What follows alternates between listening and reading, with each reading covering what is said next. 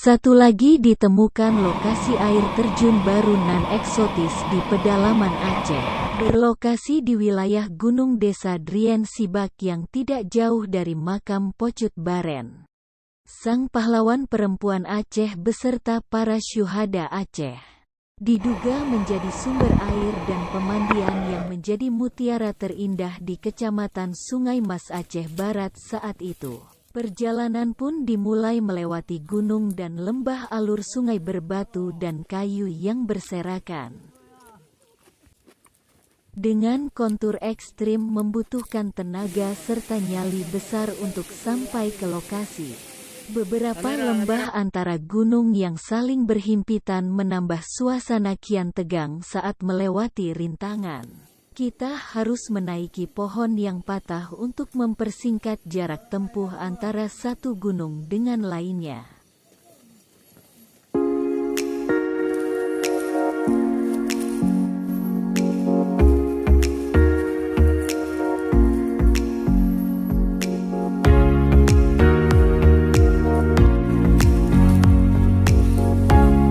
Ini kita masih dalam perjalanan menuju air terjun.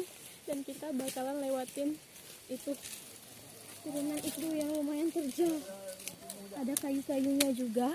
Jadi tips aku buat kalian yang mau jalan ke sini itu betul-betul harus memiliki stamina yang kuat dan juga hati-hati dalam melangkah. Sebelum tiba di lokasi terdapat dua lokasi air terjun kecil yang memanjang dengan hamparan batu besar melebar.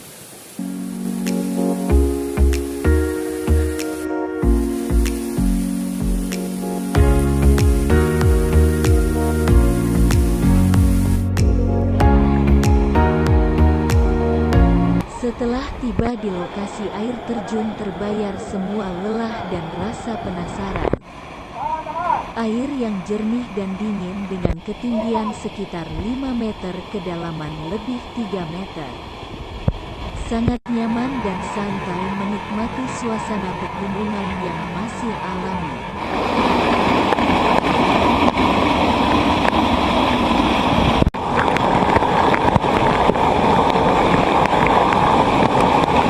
Setelah mandi dan berendam membuat badan terasa segar dan fresh kembali.